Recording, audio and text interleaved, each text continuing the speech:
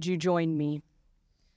Holy One, what a gift to gather together this morning to recognize these precious people, these people who journeyed through difficult situations and their loved ones who have journeyed with them.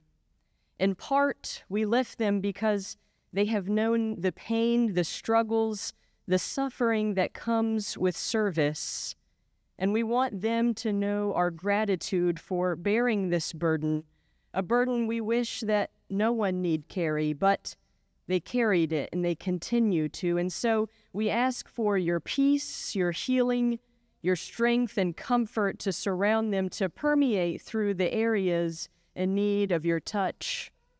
And we ask that this peace radiate out to all your people, heal relationships, heal divisions, heal fear. May the people gathered here together this morning know that they are part of such great love. May they hear and believe that they are beloved. Speak to us in ways that we may hear this love and feel your peace. Restore the pieces that are broken and bring goodness and flourishing to these cherished people. As we honor and celebrate them today, may joy surround and hold us, and may we be lifted by this joy and carry it out with us, out into the world to share with others. Amen.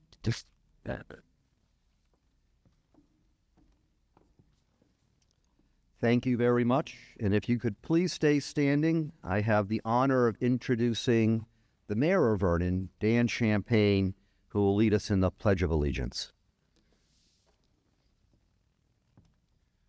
Thank you, and thank you and welcome to our veterans.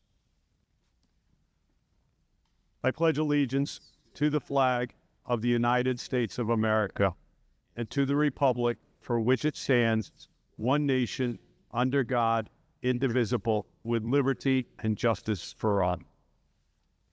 And singing the national anthem, I'd like to introduce Abigail Brown, a senior at the Rockville High School. Oh, say, can you see by the dawn's early light what so proudly we held at the twilight's last gleaming, whose broad stripes and bright stars through the perilous fight o'er the ramparts we watched were so gallantly streaming, and the rocket's red glare, the bombs bursting in air, gave proof through the night that our flag was still there. Oh, say does that star-spangled banner yet wave o'er the land of the free and the home of the brave?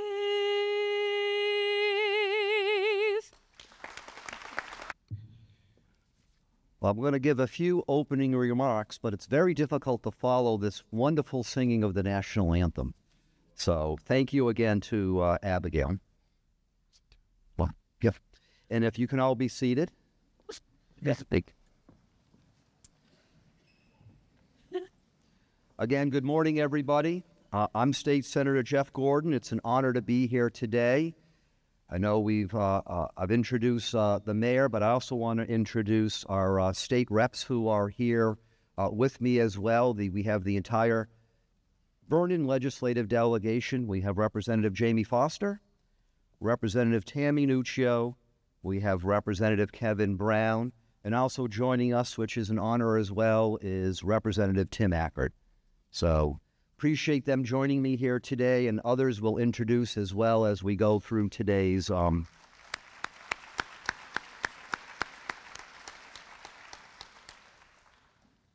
And the Connecticut Veterans Wartime Service Medal was established by Governor Jody Rell and the Connecticut General Assembly back in 2005 as a way to recognize and thank the service of veterans in our state of Connecticut. And our state has a rich history of honoring veterans returning from war, returning from service that dates all the way back to the Civil War.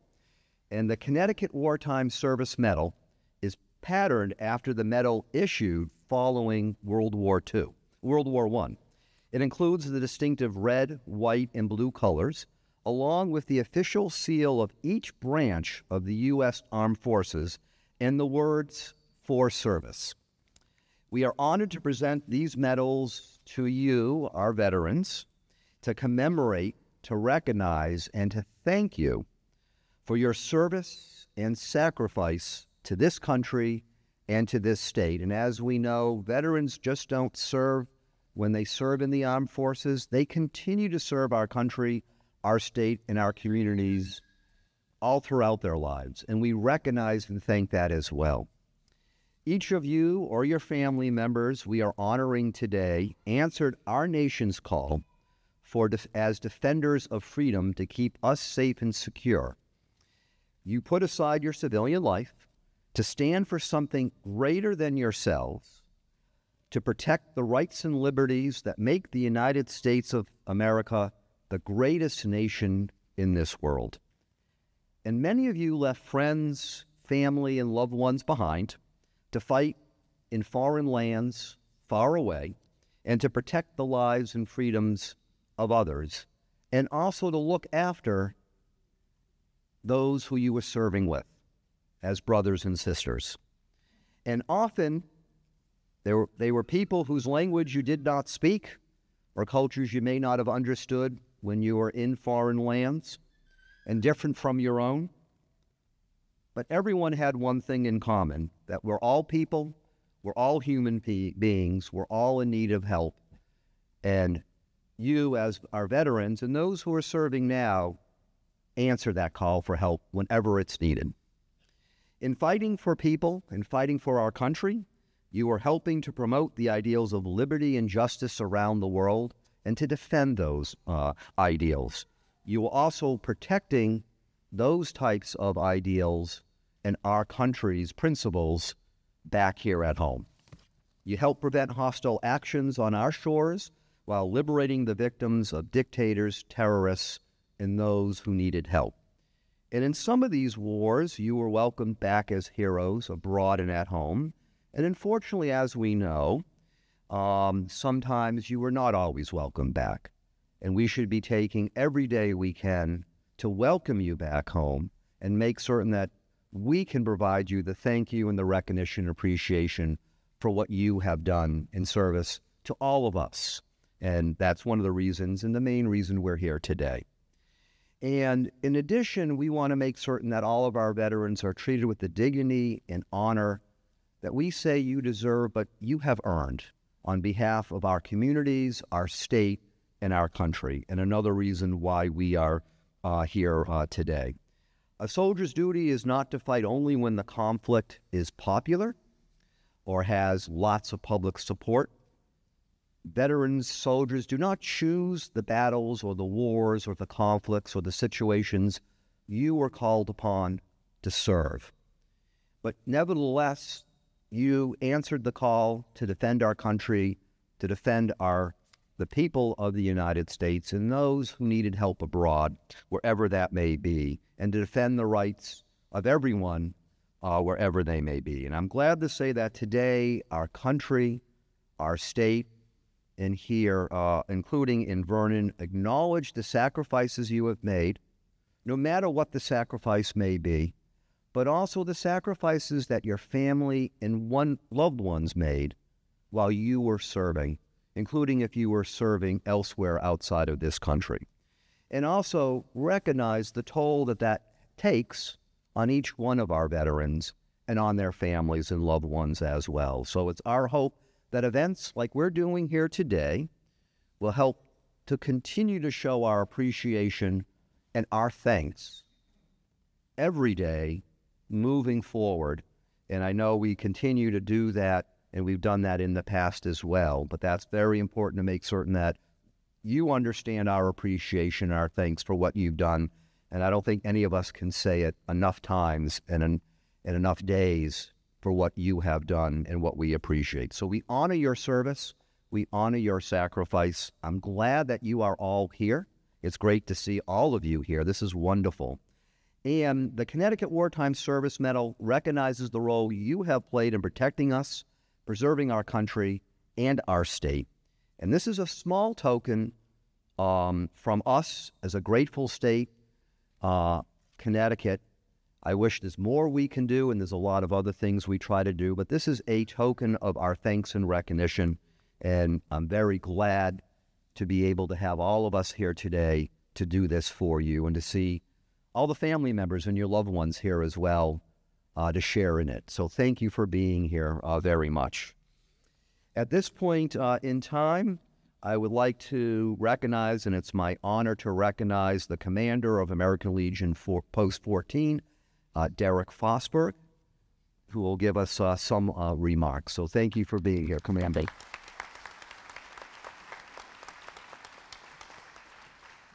Good. Thank you, Senator Gordon, distinguished guests.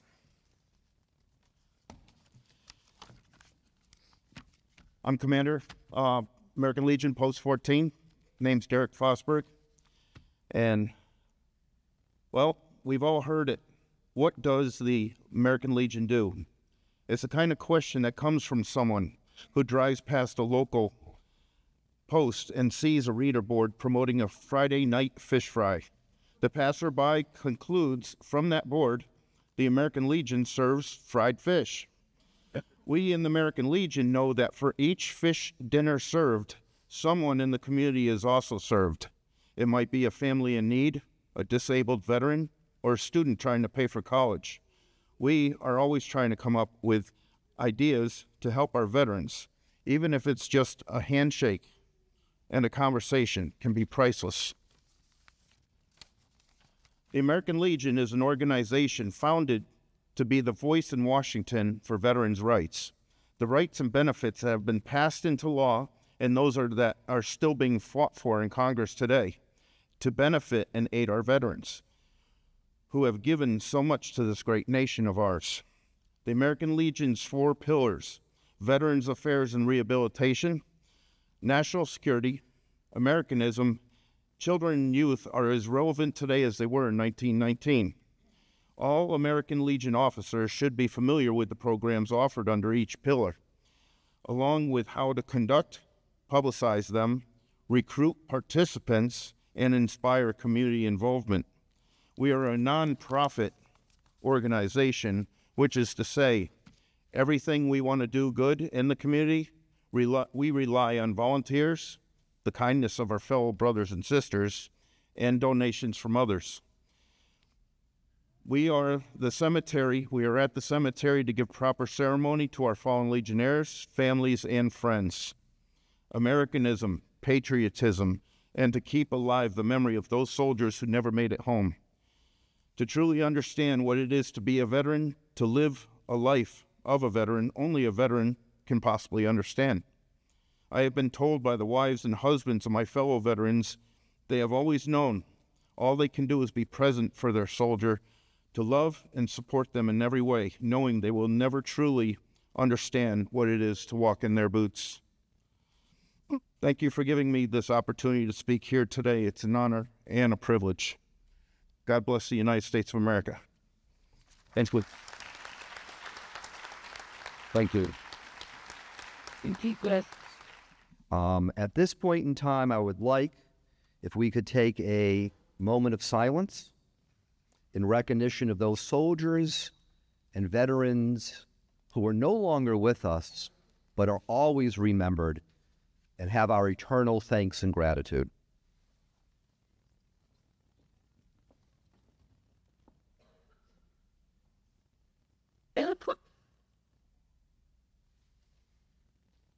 Thank you.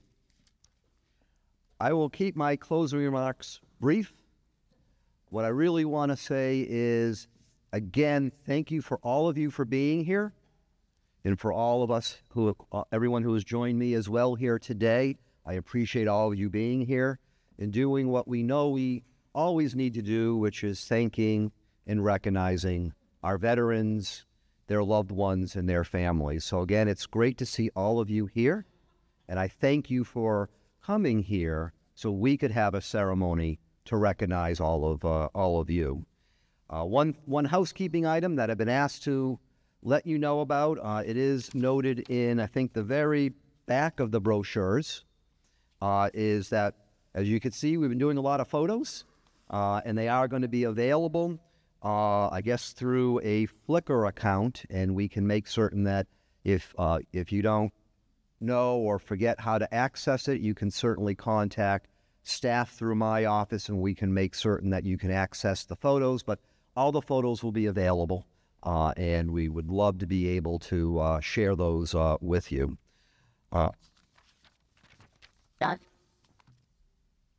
Otherwise, as far as the rest of what we're going to do, that's my closing remarks. We will end today's official ceremony. I believe we do have some things out front.